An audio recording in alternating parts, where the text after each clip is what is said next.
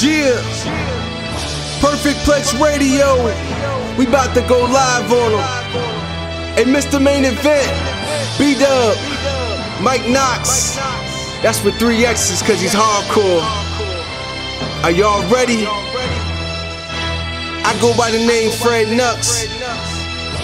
We about to give y'all something special. You ready? Let's go! At the money, now you're wrong. What you getting in? Perfect Plex Radio. Got just don't have the persona or the character that we want to have here in WWE. And I respect him for saying that. He told me you're a great wrestler.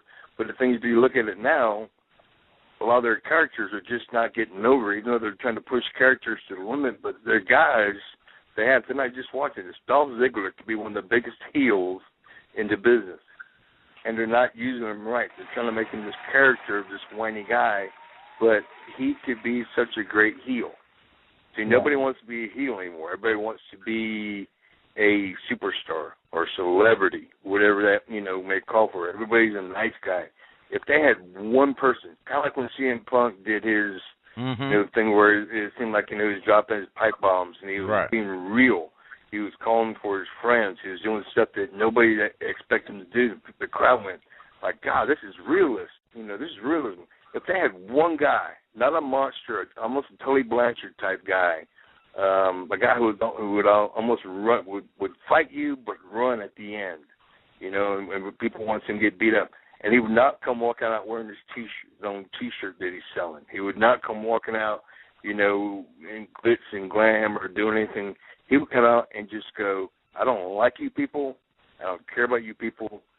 Boo me, cheer me. I don't care. I'm just going to start hurting people. And I think that guy will put asses every 18 inches is what Jim Ross used to always say. That's what sells, tickets. That's what makes this business is putting a butt in every seat. And so I think in that point, I actually went to work for Dusty Rhodes in TCW in his promotion. He was trying to push it, and he was paying me fairly well to be with him. And not great money, but good enough money. We were working, and I got to work a 8-month program with Barry Windham. And Barry taught me more in 2002 in that 8-month program than I had learned from 92 until that time. And I was like, it was one of the biggest blessings I ever had. Okay. And then I got to work a 3-month program with Dusty's son, Dustin. It was all for the heavyweight title of Dusty's organization. And so for about a year and a half, almost 2 years, I got to work in a nice small promotion where I had a nice, decent little paycheck, and I was working with these top guys, Tommy Dreamer, Steve Corino, these guys that Dusty's bringing in. I got to work with these young guys. I got to, Barry Windham taught me how to be a champion.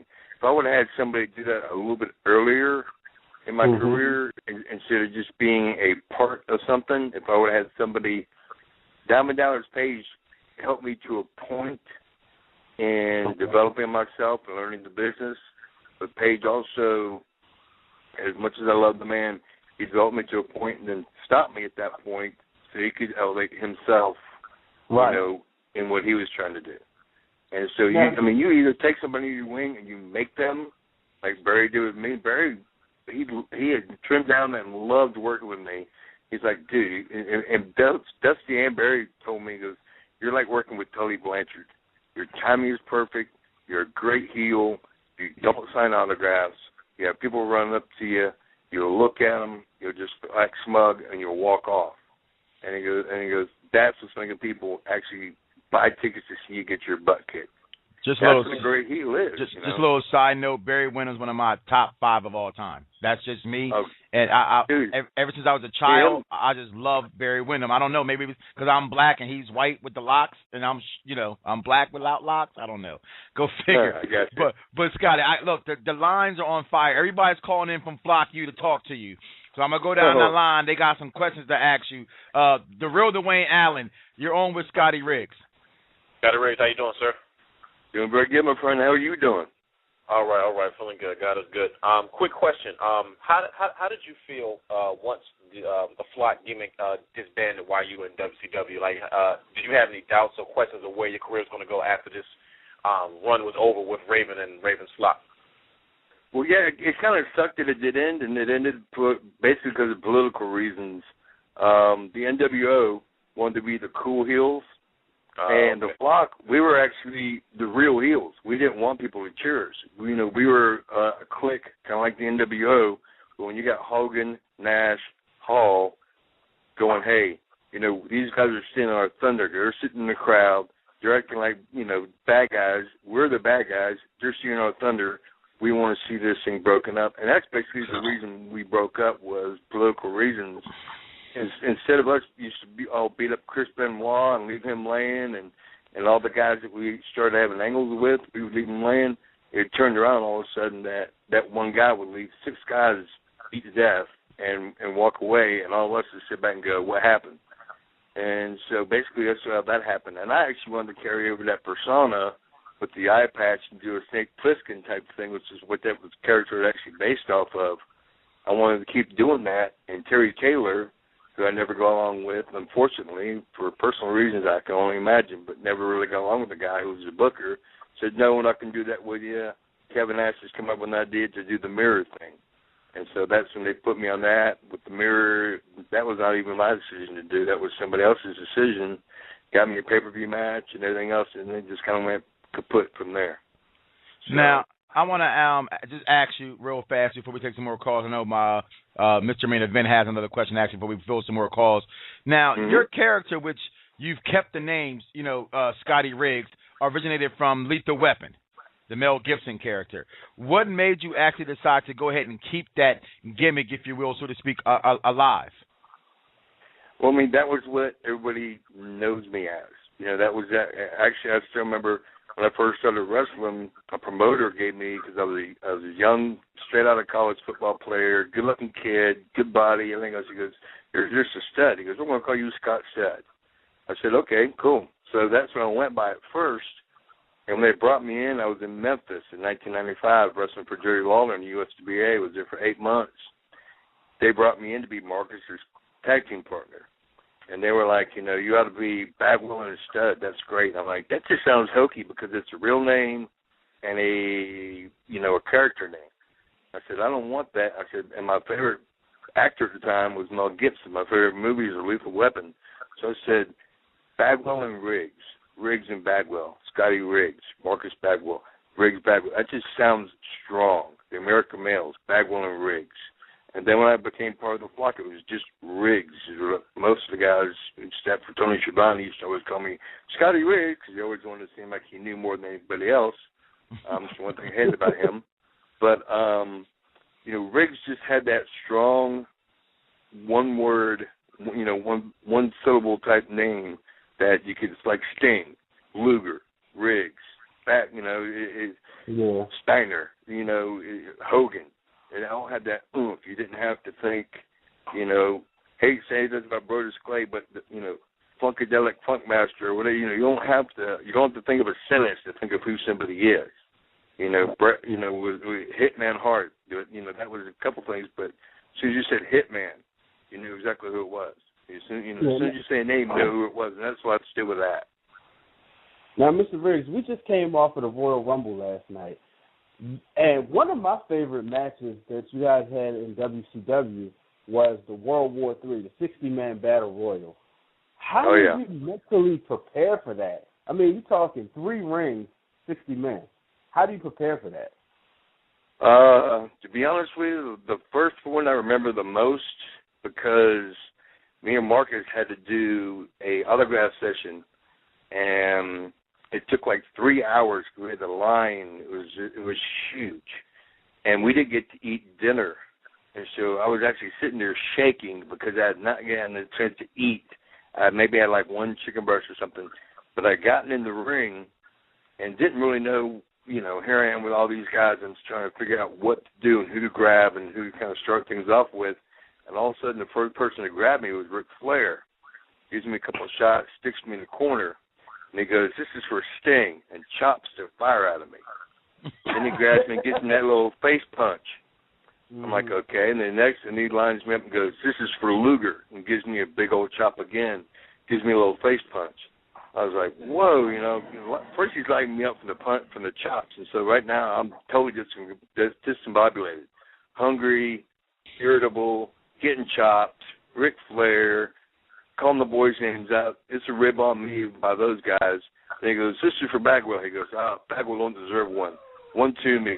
So I started punching back on him. I said, boom, boom, and falling back all the way across the corner, and then somebody else coming off. So to basically prepare for something like that, you don't really know what somebody else is going to do to you until you actually get in there.